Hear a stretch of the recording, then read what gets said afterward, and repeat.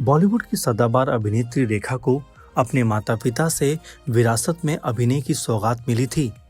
रेखा अपने दौर की इतनी शानदार अभिनेत्री थी कि दर्शक उनका नाम सुनकर थिएटर में खींचे चले आते थे। वहीं उनकी खूबसूरती का क्या ही कहना। जिस तरीके से उन्होंने खुद को मेंटेन रखा, आज भी उनको देखकर लगता है कि बुढ़ापा उनको देखते ही दूर भाग जाता है। कौन थे रेखा के पिता? आज इस प्रोग्राम के शुरुआती हिस्से में हम बात करने वाले हैं रेखा और एक ऐसे शख्स के बारे में जिनके बारे में ज्यादातर लोग नहीं जानते। रेखा के साथ आप जिन्हें देख रहे हैं, ये शख्स कोई और नहीं बल्कि रेखा के पिता हैं। जी हाँ, रेखा की तरह ही उनके पिता भी एक्टिंग की दुनिया से ताल्लुक रखते थे। बता दें कि रेखा के पिता का नाम जेमिनी गणेशन था। यहाँ आपको ये भी बताते चलें कि जेमिनी गणेशन साउथ फिल्मों का एक जाना माना नाम थे।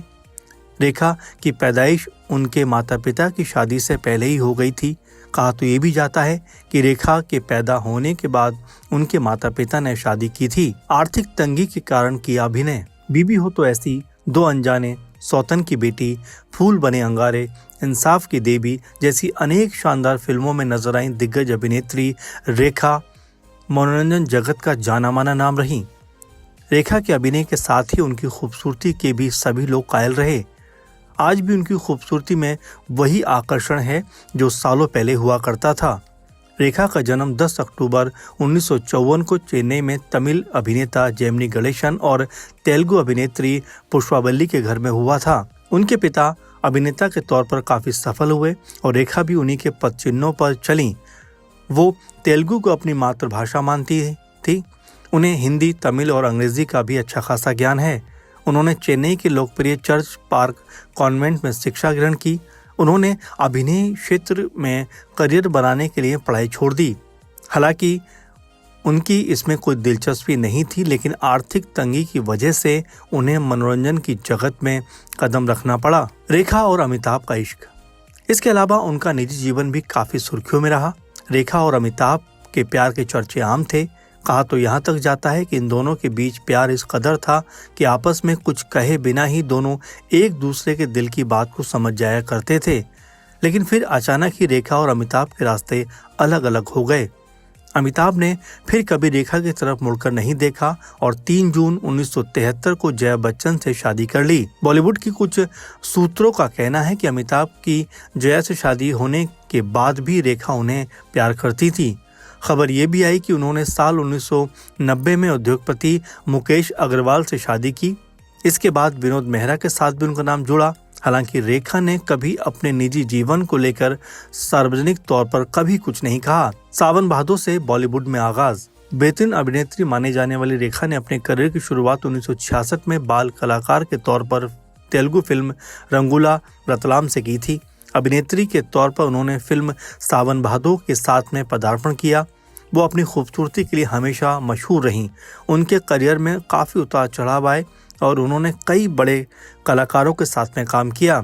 अपनी लाजवाब अधिकारी के दम पर कई सालों तक इंडस्ट्री को सुपरहिट फिल्में देने और नए कीर्तिमान स्थापित करने वाली रेखा के सामने आज भी कई अभिनेत्रियां फीकी नजर आती हैं। रेखा ने ऐलान, रामपुर का लक्ष्मण, धर्मा, कहानी किस्मत की, नमक हराम, प्राण जाए पर वचन न जाए, धर्मात्मा, दो अनजाने, खून पसीना, गंगा की सौगंध, घर, मुकद्दर का सिकंदर, सुहाग, खूबसूरत, सिलसिला, उमराव जान, निशान, अगर तुम ना होते, खून भरी मांग, इजाज़त, बीबी हो तो ऐसी, भ्रष्टाचार, फूल बने अंगारे, खिलाड़ियों का खिलाड़ी, आस्था, बुलंदी, जुबैदा, लज्जा, दिल है तुम्हारा, कोई मिल गया, कृष जैसी तमाम शानदार फिल्मों में अपने अभिनय के जलवे बिखेरे।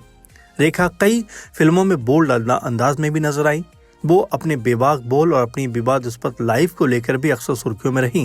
हालांकि आज रेखा कामयाबी के जिस शिखर पर है, जहां वहां पर हर किसी के लिए पहुंचना आसान नहीं है, उन्होंने यहां तक पहुंचने के लिए कड़ा संघर्ष भी किया है। ताजमहल और रेखा कभी पुराने नहीं होंगे।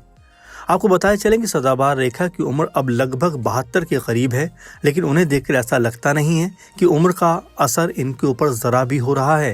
रेखा के साथ फिल्म सुपर नानी में काम कर चुकी एक्टर श्रेया ने एक बार कहा था कि रेखा कभी बूढ़ी नहीं होंगी। श्रेया बोली कि उम्र के इस पड़ाव पर भी उनकी खूबसूरती का जादू बरकरार है। श्रेया तो यहाँ तक कह गई कि ताजमहल की तरह रेखा भी कभी पुरानी नहीं होंगी। रेखा का मस्तिष्क, शरीर और आत्मा बेहद खूबसूरत है और यही वजह है कि भारतीय सिनेमा में रेखा का एक अलग ही मकाम है। रेखा की नेटवर्थ कितनी है? जैसा कि हम आपको पहले ही बता चुके हैं कि रेखा ने अपना फिल्मी करियर साउथ फिल्मों से शुरू किया था। इसके बाद एक्ट्रेस ने बॉलीवुड की तरफ रुख किया।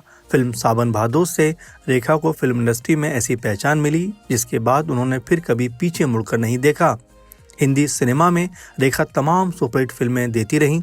सालों के लंबे करियर में रेखा ने न जाने कितने हिट फिल्मों का हिस्सा बनने का गौरव हासिल किया।